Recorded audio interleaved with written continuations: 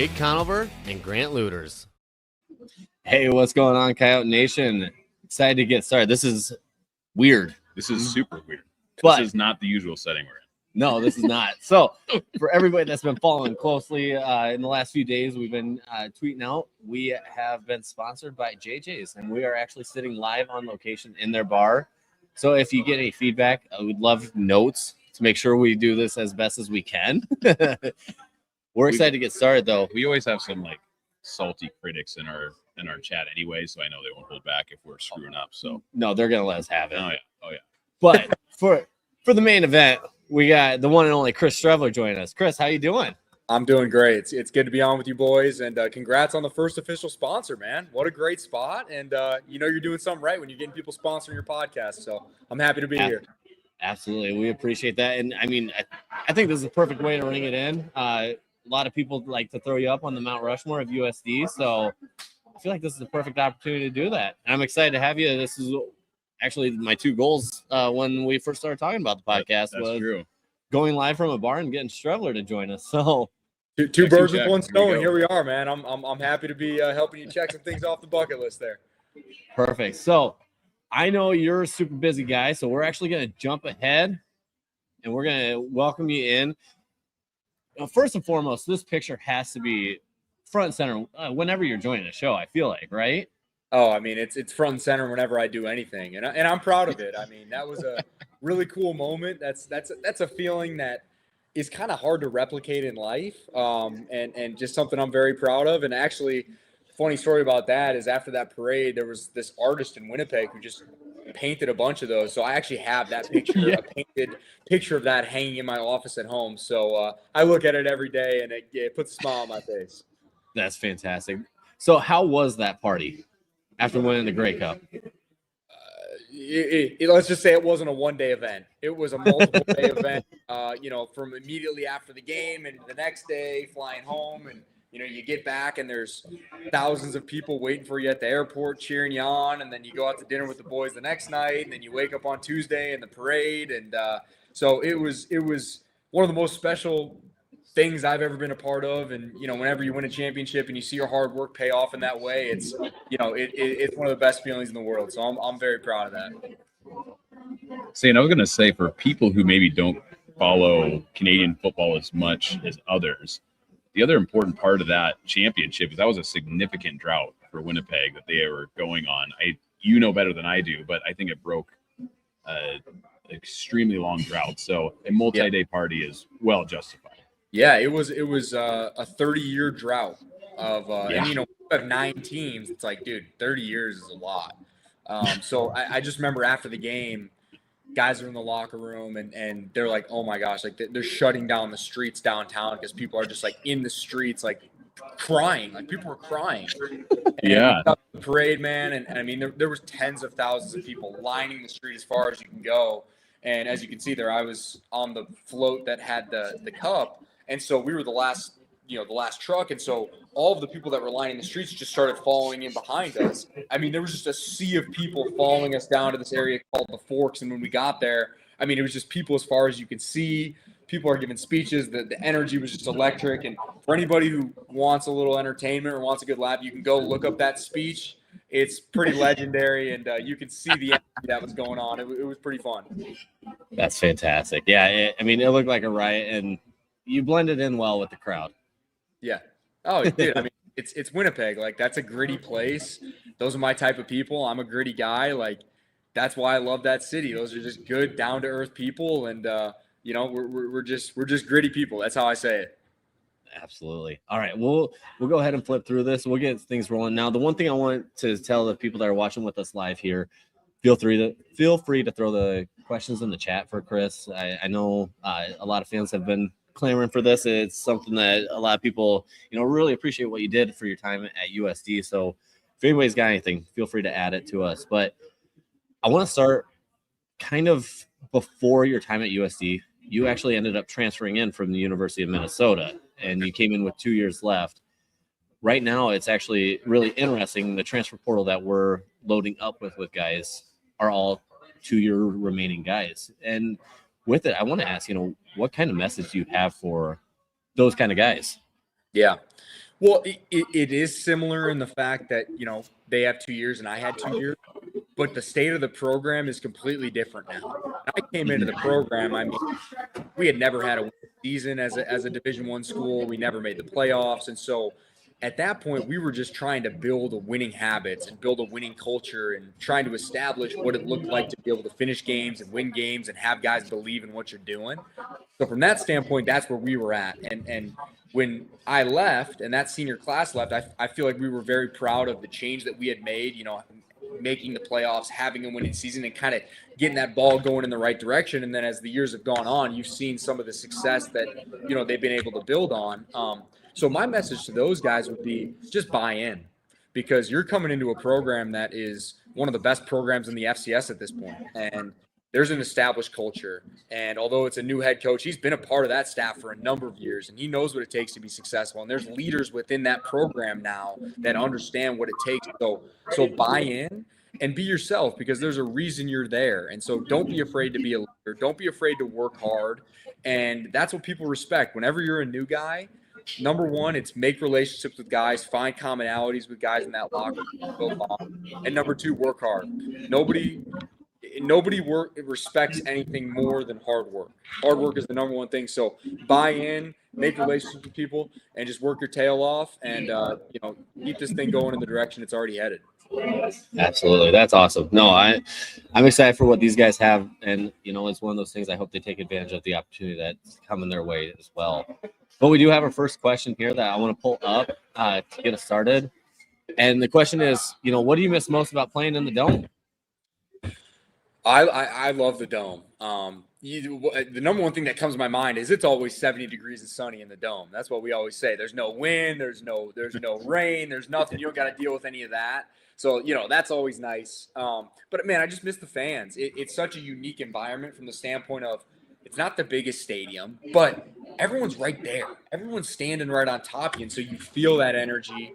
And man, we were really good in the Dome when I played there, and that's something that we took pride in, and I think they still take pride in that. It's, defend the Dome. We used to talk about that, and I think they still do. So, the fans and lack of weather are two of the major things that stand out.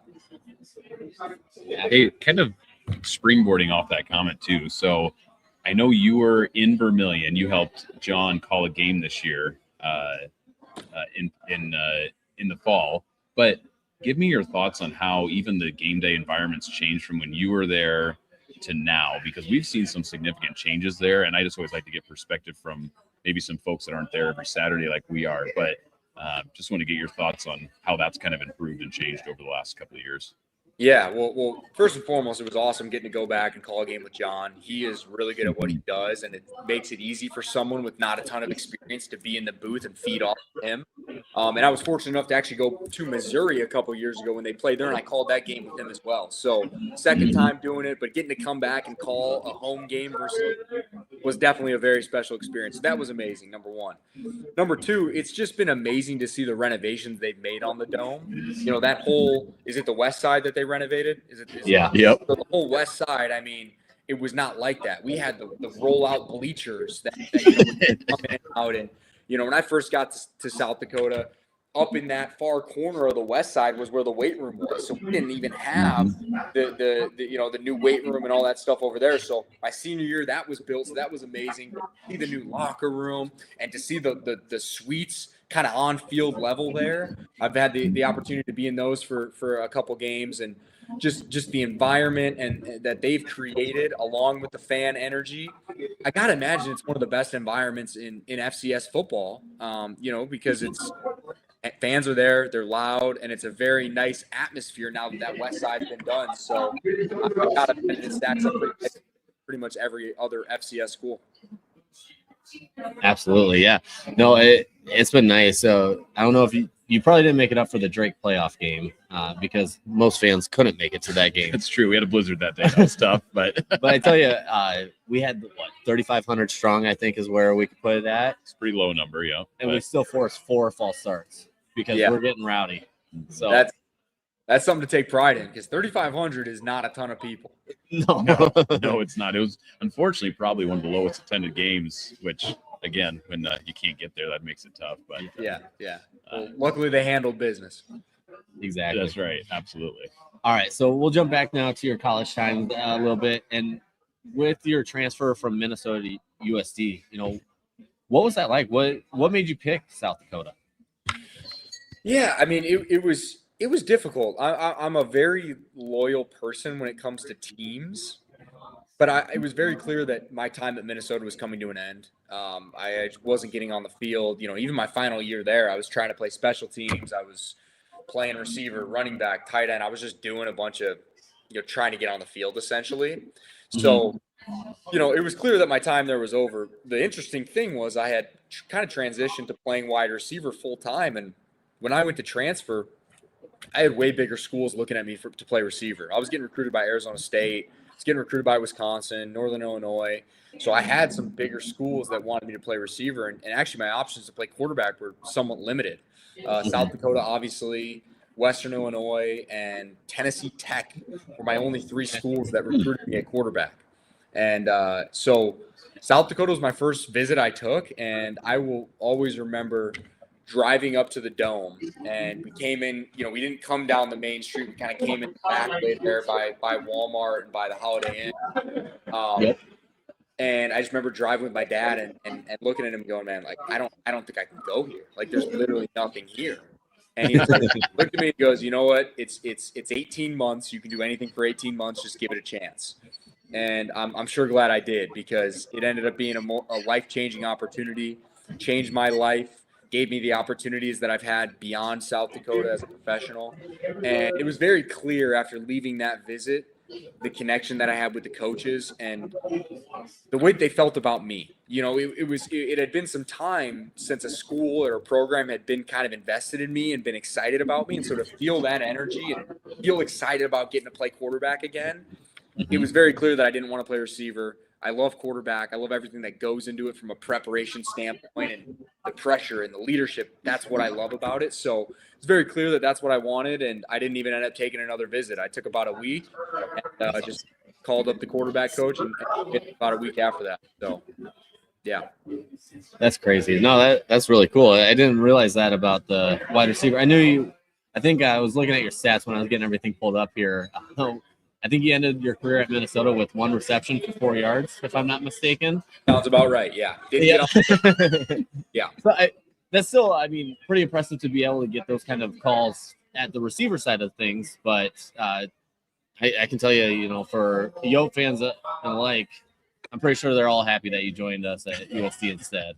Look, that feeling's mutual. I am the first person to give credit to the places I've been that have afforded me opportunities to go where I've gone, and USD is right at the top of that list. So I'm just as much as Coyote fans may be thankful for me, I'm just as thankful for all of them.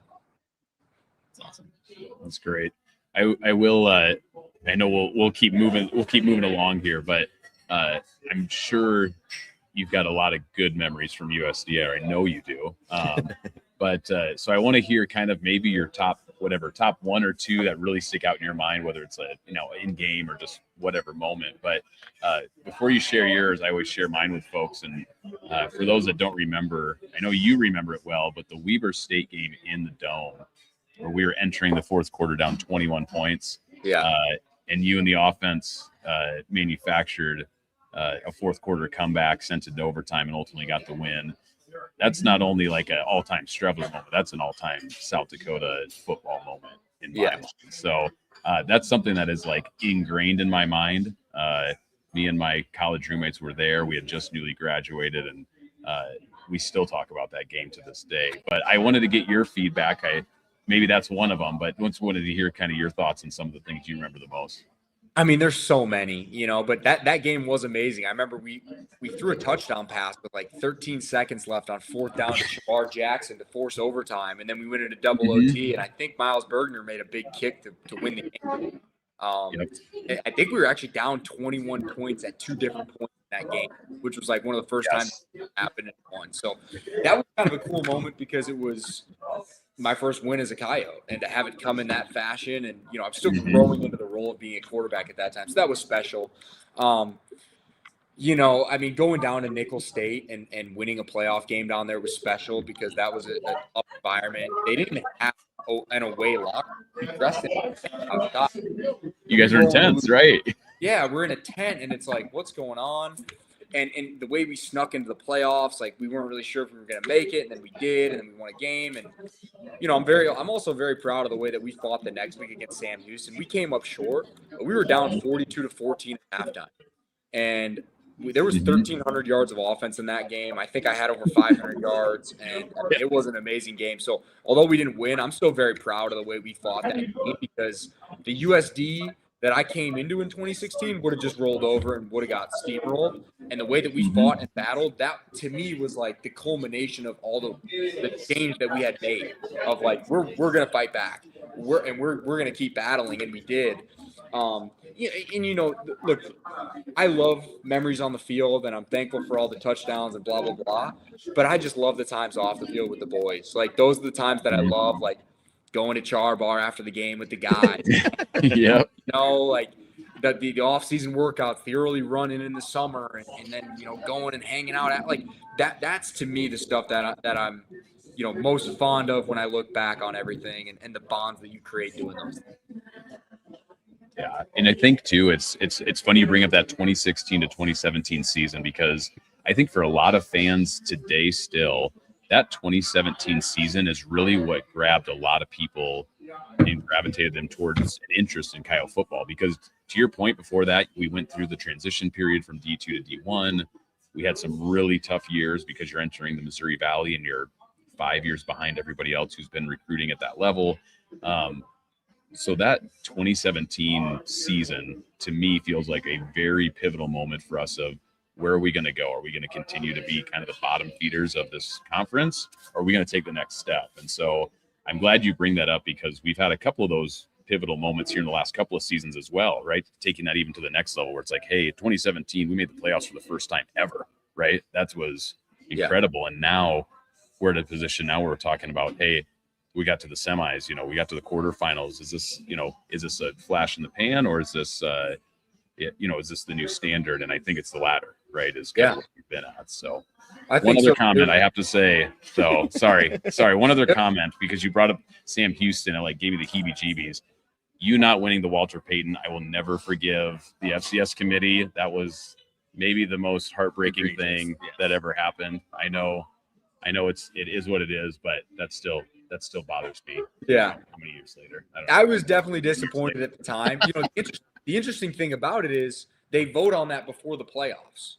So the two games, the Nickel State game where I don't know how many yards, and then the Sam Houston, that's like 1,000 yards that just didn't even, and 11 touchdowns that didn't even go towards it. So it is what it is. I don't have any ill feelings towards that, but I completely agree with what you're saying in 2017 because it was interesting. We went to Drake and just steamrolled them. It was like 77-7, and then we went to Bowling Green and beat Bowling Green in their house. Yep.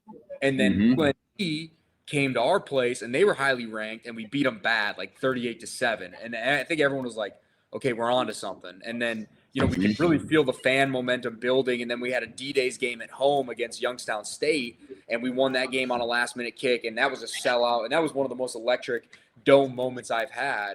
So I think you hit it on the head of, the fans were getting on board, and I think us as a team were really starting to believe about where we could go in 2017.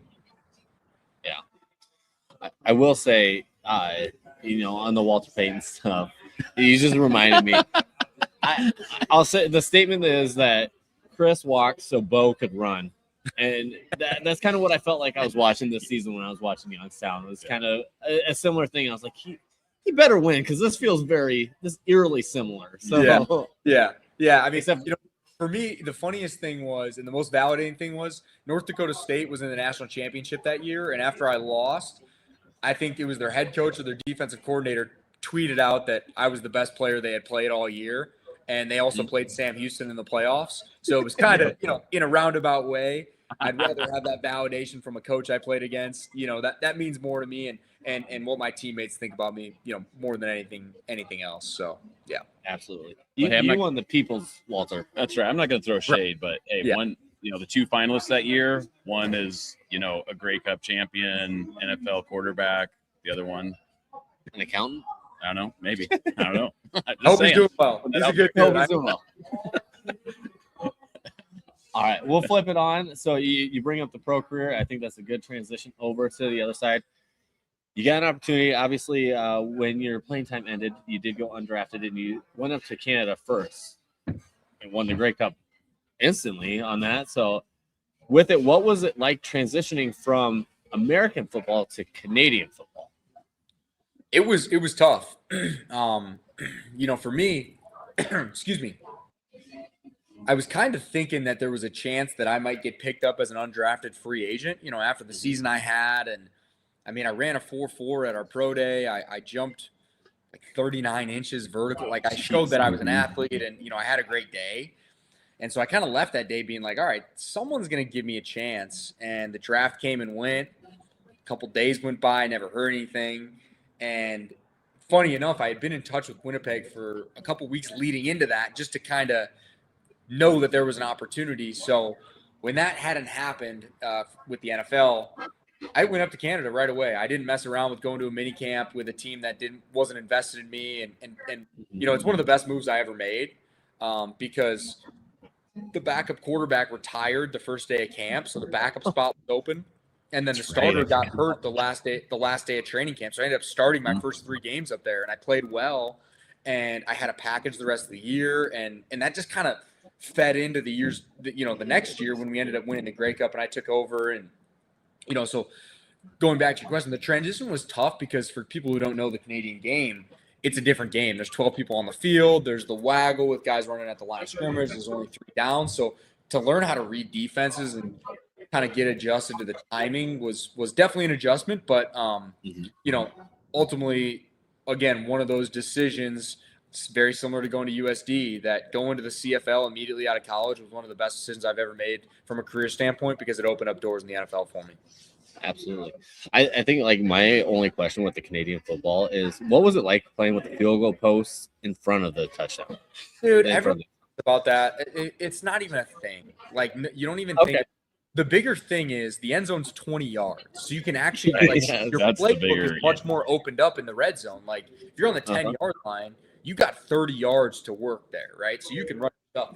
Dude, no one runs into the goalpost. It's never an issue.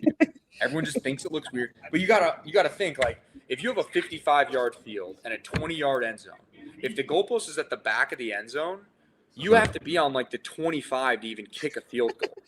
Yeah. So from that standpoint, if you have a kicker that's good, basically once you cross the 55 or the 50, you're in field goal range. So it allows for more scoring, which ultimately is how a lot of those rules are adjusted in that league to allow for more offensive output. Yeah. Well, it's just interesting because obviously a lot of Coyote fans have become Canadian football fans over time. Obviously, we got you going up there, but now we got Tice up there. Who else do we have up there? Rock Mogensen. He just got a contract extension recently. Mike Arone was up there for a second. Yep. Stephon Logan, for all the OG fans, was up there for a while. Oh, yeah. Absolutely. So, I mean, it's definitely something that Coyote fans especially have been following along. So it's always interesting to hear from you guys on that side of things, what it's like playing a different game, but a similar game. I was going to say, I have some Blue Bomber gear at home, and it's only because of you. So that's you guys are real ones, man. I like you guys. That's wow. I'll say I've seen some Blue Bomber walking around the dome pretty much every game. I see a jacket walking around. Dude, that's what I'm saying, man. Like Yotes fans are some of the best people. And it's funny, I was saying this to somebody the other day. I'm like, I have the most support from like 2 of the most random places in the world, Vermilion, South Dakota, and Winnipeg, Manitoba. Like those are my people, and I love them, and they love me, and I love everything about it. That's funny. That is so good because it's so true, right? That's that nobody in those 2 spots don't know who Chris Streveler is. There's no doubt about it. Yeah, you really don't have to buy any. You don't have to buy your own beer anymore, do you? At least in those 2 spots. Yeah, I mean. Hey, if you guys want to buy me a beer next time I'm in town, be my guest, man. I'm with you. Absolutely, yeah. We'll end it up. Yeah. All right, so you win the Grey Cup, and the NFL comes calling. You start out with the Cardinals, and I know you kind of jumped around trying some stuff out. What was it like to get that phone call for the NFL? Well, it's not a phone call, right? It's a process of trying out. So, everyone always thinks, oh, you made the NFL. Well, yeah, maybe you signed a contract, but you didn't make the NFL. Like at that point, there were 90 guys on the team. And, for me, I actually going into that Grey Cup run, I had broke my ankle and I was playing on a broken ankle. So I had 10, 12 teams that wanted me to try out, but I wasn't healthy after the year. So at that point, I only ended up working out for 3 teams: the Cardinals, the Buccaneers, and the Dolphins. And thankfully, they all wanted to sign me. But I ultimately wanted to be in Arizona. I just could feel that, again, they were invested in me. And that's another decision that was one of the best decisions I could have made. Cliff Kingsbury actually played in Winnipeg, so we understood where I was coming from, and we kind of bonded over some of that. So, again, it's not a phone call. It's a tryout. Okay, we want to sign you for a chance to make the team. So you go through the offseason, you go through training camp, and then at that point, then you make the team. So I was fortunate enough to do that a couple times where I made it through training camp and made the 53-man roster, and got cut from the Cardinals and signed with the Ravens and was with them for a little bit, and then went to the Dolphins and got cut, and then went to the Jets and did that. So I'm thankful for the journey and all the ups and downs and everything it's taught me about self and what I'm made of. And it's honestly that journey and the roller coaster of it has made me the person I am today. Absolutely. And I want to bring up the Jets because that was the last one there.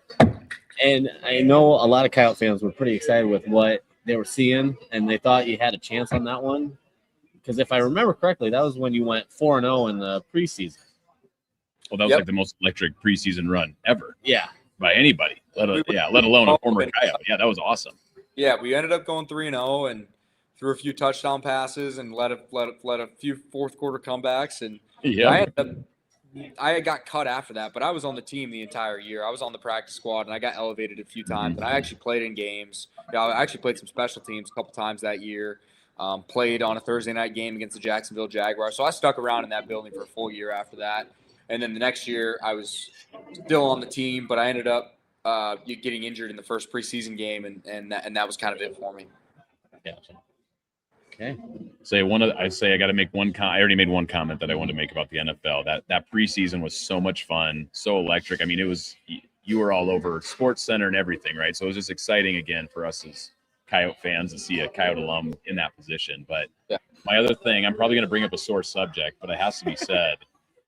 In that Arizona Cardinals playoff game, the DN jumped off sides, and that was not an interception.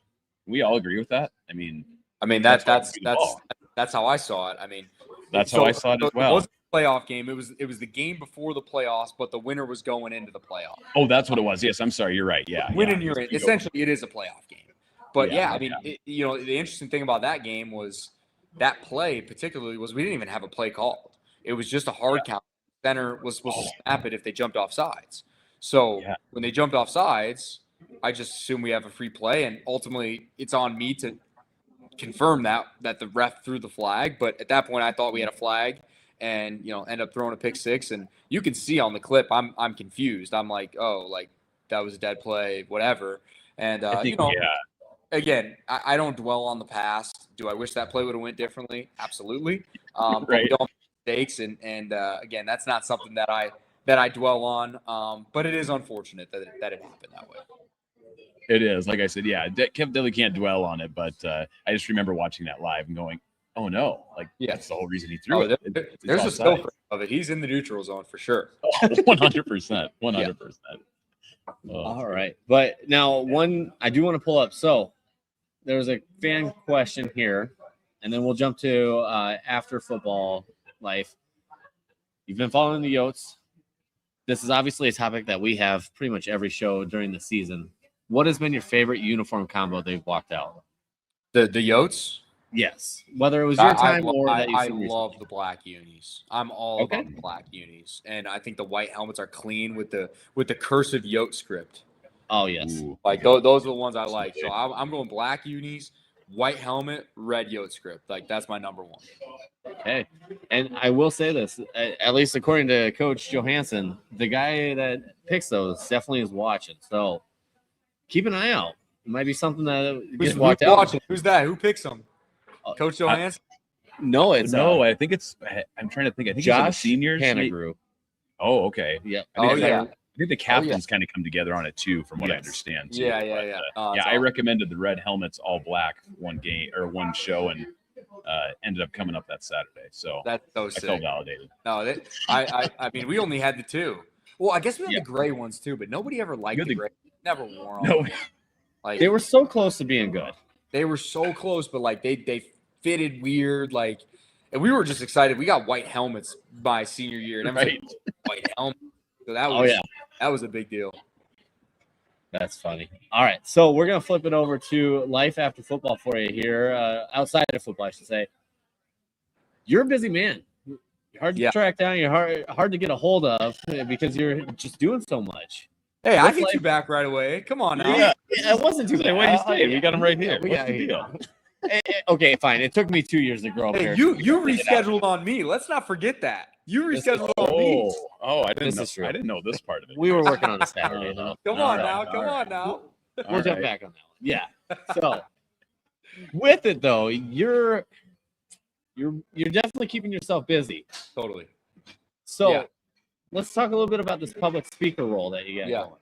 So it's something I've kind of started doing a couple of years ago, and really this whole journey outside of football started when I got hurt with the Jets, because I signed $1 million contract that year, and I thought I had a really good chance to make the team, and I ended up dislocating my thumb and tearing some ligaments, and I sat at home for a year and didn't have anything, didn't get a call, didn't make another team. So that's what really sparked it in my mind of, you always hear people say professional football can end fast, but you just don't realize till it happens to you and you're sitting at home for a year. So that's where I started to dive into some of these things outside of football and ultimately plant some seeds for the day that football does end. And I have some things that I'm passionate about that I'm excited to jump into. So that's when kind of public speaking started coming to fruition for me, because I just wanted to share my journey first and foremost, and the lessons I've learned on that road, and particularly pertaining to leadership and overcoming adversity and building team chemistry and all these things that I'm passionate about, that I've experienced firsthand as a professional. So that's where that started. And now we've got the Going Steady dating app launching here in Arizona here this month, and ground up quarterback training. And so just a lot of really exciting things that I'm very fortunate to be a part of right now. Yeah, that's awesome. All right, so with the Going Steady, you said that's launching, and that's just staying in Arizona, correct? For now? Right now, we're just launching in Arizona. Okay. You don't want to cast too wide of a net when it comes to launching a dating app, because a lot of marketing you got to do. And, this is where my connections are right now. I do a ton of networking. I love connecting with people. I'm really open to have a conversation with anybody and share my perspective and learn about what they're doing. So that's where we're at right now, launching it here. It's me and my fiance, who is also a fellow Yote, and two of our friends out here who built the app. So again, we're launching here this month. And really, people always ask, okay, there's a million dating apps, why is this different? Well, we are an intentional, values-based dating app for people that want to find a committed relationship. So we've slowed down the process of being on an app. Everyone swipe. You got 50 matches, you're getting ghosted, you're ghosting people. There's nothing really real coming of that. So we've slowed that process down. We've created a very extensive onboarding questionnaire that goes very in depth about your personal beliefs, your faith, political views, all of these things that are important values for people that could be make or break things when you get into a relationship. So that's kind of where the inspiration came from, is we had these friends who, they'd get into relationships for a couple of years and they'd get down the road and it's like, I want kids and you don't want kids, and their values. We came up with this idea of, how do we align people based on their values from the jump, so they can move forward from there and you don't end up in that situation 3 years down the road. So people are very excited about it. We've been doing a lot of networking, as I mentioned, out here in Phoenix, and doing pop-ups with local businesses and collabing with a lot of people. And people are excited for something different. They're really excited about the idea. And personally, we're very excited for the app to launch here literally any day once we get approved by the App Store. Awesome. Now, this is actually a comment to my wife first. These questions and whatnot about the dating app are just for Chris and to let him talk about his business. I'm not actually asking about it. Not a potential customer. Not a potential customer here. So just making sure everybody understands that. Smart man. Throwing that one out there right now. No, it's interesting. So what made you get into the dating app side of things? So was it just trying to change the game entirely? Well, it was really our friends who brought this idea to us. You know, they're the ones that created the app and came up with the idea, and they brought it to myself and Taylor and just said, "Hey, we want you guys to be a part of this. We think you guys can really help build this in Phoenix." And Taylor's very active on social media. She's extremely creative and has a ton of ideas, and so her along with Siobhan, one of our other co-founders, have really been heading up the social media aspect of it, and they've done a great job. If you guys got to check it out. Go on Instagram and check out, goingsteady.app. We'll toe the line. They're doing it. Well, just go look at the social media. They're doing a great job. Very classy. It's centered around old school romance and traditional values, and they're doing a really good job. So that's where she came in. And for me, maximizing my network as a professional athlete and using my platform to kind of elevate my voice and spread the word about the app. And make these connections. Like I said, I do a ton of networking. So from that standpoint, I've been getting out in the community and meeting with so many people and just spreading the word and collaborating with businesses. So, we're both bringing value to this thing, and ultimately it wasn't our idea, but we are so thankful to be a part of it. And it's been very exciting. That's fantastic. And then on the ground up side of things, for your co-founder of the quarterback training, what was that like? I know you've been doing that for a little while now. Yeah, we've had that up going for a couple of years. And, it just kind of started out as something that's like, well, I'm a professional quarterback. I know how to play quarterback, so let me just train quarterbacks. And it's turned into something that it has been extremely fun, and I found I'm more passionate about it than I initially thought I would be. It's very validating and exciting to see quarterbacks buy in, improve, and accomplish their goals. We've had a couple guys that have gotten Division I scholarships now, and we've got other guys that are doing better than they ever thought they could, and to even be a small part of that journey for them has been so exciting. And it's up there with some of the proudest moments of my own career, seeing our guys get their first Division I offer and just being so excited and accomplishing their goals, because I remember what that meant to me. I remember how that felt. And so to be able to help kids have that same feeling and accomplish their goals and dreams just like I've been able to, it's an amazing feeling, and I'm thankful to get to impact these kids in such a positive way. That's awesome. Now, I do want to mention, for the most part, the Cows have been doing pretty well on the quarterback side of things lately, but what does it take to set up a pipeline to the ground up? I think we could set up a pipeline. We got some talented kids out there. I got a couple kids that are maybe hitting the portal here soon that might be looking for a new spot. So, tell somebody to give me a call and we'll have a chat. All right, perfect. Okay, now real quick, we got quite a few. We have quite a few fans watching with us live. If anybody has any questions for Chris, we'll throw them in the chat. I know daughter's first birthday this weekend, so we don't want to take up too much time of yours. So first of all, happy birthday to little Streveler. Thank you. Fantastic. Giving fans a chance to throw any questions in. But with the last thing I'll leave you with, Chris, is you have any comments, anything else that you want to add for the Coyote fan base? No, I mean, look, whenever I'm talking about the Coyote fan base or doing an interview like this, I just always want to say thank you, because the way that these people support me, and even beyond the football field with everything I'm doing now on social media and in my public life, and it's just amazing. And I can't even express how grateful I am for all those fans who have built me up in hard times. I've had a lot of hard times in my career. I've torn my ACL 2 years in a row, and the outpouring of support every time something happens in my life, good or bad, is extremely uplifting. So I just want to say thank you to everyone that has supported me and supported my journey and continues to do so. Whether you realize it or not, it really means a lot to me, and all the love and support that everyone sends me, I do see it, and it affects me in such a positive way. So thank you. And if I'm ever back in Vermilion and you're scared to say hi, or you're nervous, or you think I'm going to big time you, please come say hi. I want to I appreciate it. And if you're willing to buy me a beer, I will drink that beer with you. Absolutely. And I'll say this too, Chris, when you make it back up for a game next summer or next fall, look for the backpack flag. We'll have a cold beer sitting on the ice for you. You guys got a tailgate set up or what? Oh, absolutely. Actually, I will throw a little plug in. So you were my grandpa's favorite player, Larry Holgren, and I actually was able to secure his tailgating spot. So wait, who's your grandpa? Larry Holgren. Larry Holgren is your grandpa? Yes. And actually, I'm rocking the Larry Holmgren jersey from 1960s. So what a legend. Larry Holmgren, legend. absolutely. The Holmgren name is a legendary name. It is, yes. Like, wow, that's big time stuff, man. You should have led with that. That's a big time information. I just now He would have joined the first episode on that one. It was too big of shoes to fill, so I went with Conover for the last name. There you go. Well, that's awesome, man. That's really cool. Well, yeah, I mean, I can't even say small world because the whole USD world is a small world. I mean, I met my fiance out in Arizona, who was a fellow Yote, and another small world situation there too. So it's all interconnected. Absolutely, yes. Sometime I'll send you 2 different pictures. I'll send you one with Grandpa standing around his family, and I'll send him your picture with you, and you tell me which one he's smiling in more. Please do send those to me.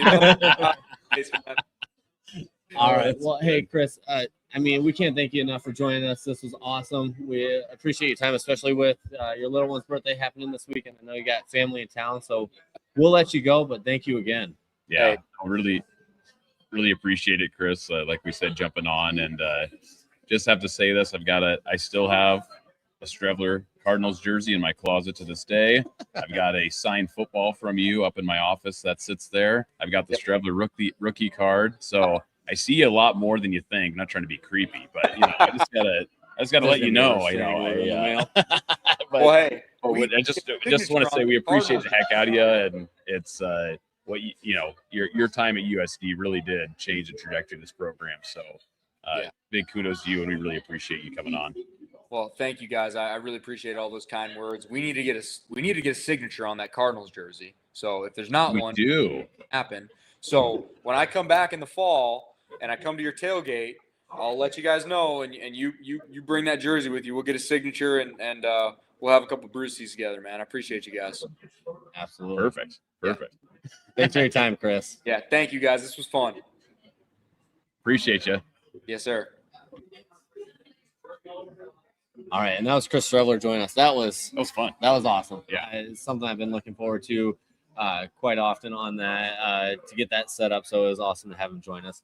Now, real quick before we jump in, I know we skipped a couple slides there in the beginning. So, but before we get to those, I just want to throw a plug in for our new sponsors here at JJ's Bar, at JJ's Wine, Spirits, and Cigars. They do time deliveries. That is true. They're giving me a hard time about my drink, guys. For those who don't know. Lift the cup up. It's a really fancy glass. They think it's a little girly. I say it's fancy, but it's frilly. It's gin. That's a gimlet for those keeping track at home. But I mean, this has been an awesome place. Fantastic. And this is obviously our first episode we're doing here. We definitely have a lot more to do coming up in the next one. So I know we'll be doing once a month live shows from JJ's. We had one fan actually make it out for us on this one. Feel free to stop in. Maybe we'll do some more fun stuff, get some drinks going, and we'll have some fun together. But have to give a shout out to them before we jump to the last couple slides here. Absolutely. So we'll jump back. All right. So one update that I was really excited to get to, because this is the final update. I'm not going to be knocking on any more doors on this one. We knocked it. Aiden knocked it out of the park. It's crazy. It is crazy, the number. I know we keep talking about this, but again, what did the number we say? Do we say 20, 25? We're like, 20, 25 will win it this year. No problem. And to go north of 40 is just crazy. So and really kudos to everybody involved in this, right? Not only is, of course, Aiden's a winner and we wanted that to be the output, but that total number at 133 is nuts. I think everyone who's involved or closely involved with this was just blown away by that number. I don't think anybody had that on the radar. No, absolutely not. And now I have concerns for what it's going to take to win next season. But the best part about all of this is it is going to children's cancer research and to help the families going through the tough times of that as well. The one plug I want to add on this is the third year. Mm-hmm. Aiden's done it 3 years. He's now won it twice. The first year, if I remember correctly, they hit about 40,000 total. Yep. I think they had 9 athletes doing it, mm-hmm. and they started to grow. And then they hit about 70,000 last year when 23 won. Mm-hmm. And that's where our 25 goal came in, because we were like, oh, we'll just step it up a little more than it was the year before. And to think we'd be knocking on third place almost at 25,000 is absolutely insane. Crazy. So for us to go and help Aiden and all of these athletes raise double the amount they've raised in the previous 2 years combined is just unbelievable. So again, thank you, Coyote Nation. Thank you to the university, because we had some really cool stuff that we got to auction off and sell to fans. And, I know that they all went to great homes with those auction items. So thank you again, Coyote Nation. That was fun. And I'm letting you know, I'm already scheming for next season. I have some ideas. So, I mean, we have to. I think that number is going to, it doubles every year. We're looking at 270. I mean, I'm going to say this. I'm concerned because right now I'm thinking 50 is going to win it, but we went from 9 to 23. We went from 23 to 40, almost 41. Yeah. What does next season look like?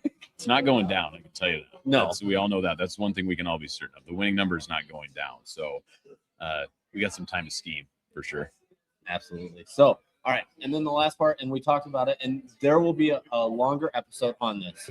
But the transfer portal is heating up for the Coyotes. We are now sitting at 5 current transfers coming in.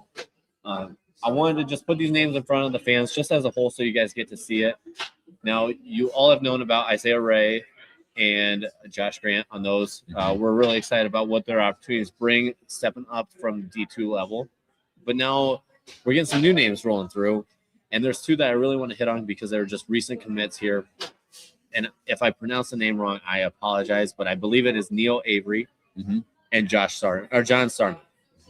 2 boys on the D-line that they're looking to stack up. And I'm very excited about both of their opportunities here at USD. Avery is actually a really interesting plug, too, because that is actually cousins of, for those fans that really study the roster, that's Andre Jacobs' cousin. And if I remember correctly, that's number 0 wide receiver. He's going to be a redshirt junior going into next season. So what we've always been hoping for, USC's turned into a family business. That's right. You've said it before a few times that we've got a little family business going on. But, these 2 portals, these new transfers through the portal just came through in the last, 48 hours, I believe, for both of them. So these are brand new. As we know, the portal world's just going to be moving fast and furious, and that'll go all the way until beyond the 16th even, right? You can enter, but you don't have to choose your team until after. So a lot of action is going to be happening in the next week, but to get 2 players like this, I'm excited for it. I think we all know in the Missouri Valley, the game are lost and won in the trenches. So to be stacking ourselves up at the D tackle, DN position, definitely happy about that. Oh, yeah, absolutely. No, they're going to be an awesome addition, and we'll go through these more.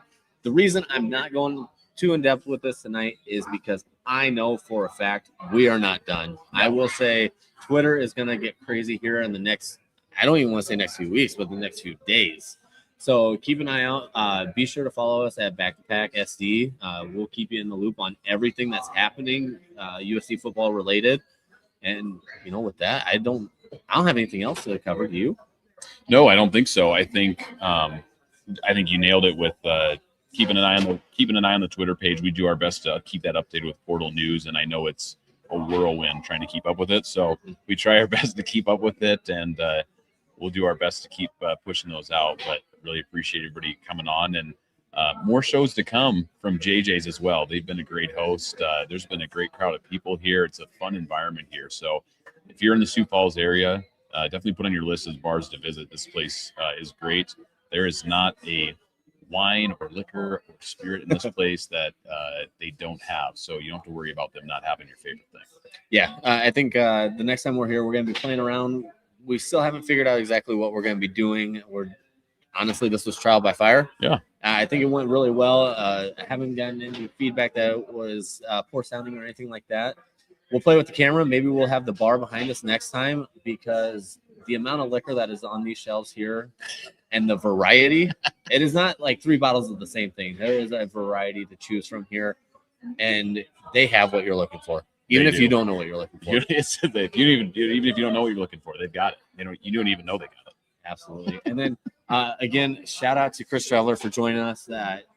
Obviously, we all talk about him as an absolute goat on that Mount Rushmore of USD football, but it was great to have a conversation with him. I'm excited for him to join us back up in Vermilion, hopefully this fall for a game or two. So, again, thanks, Chris, for joining us, and we'll see you guys next week. Go Yotes. Absolutely. Go Yotes.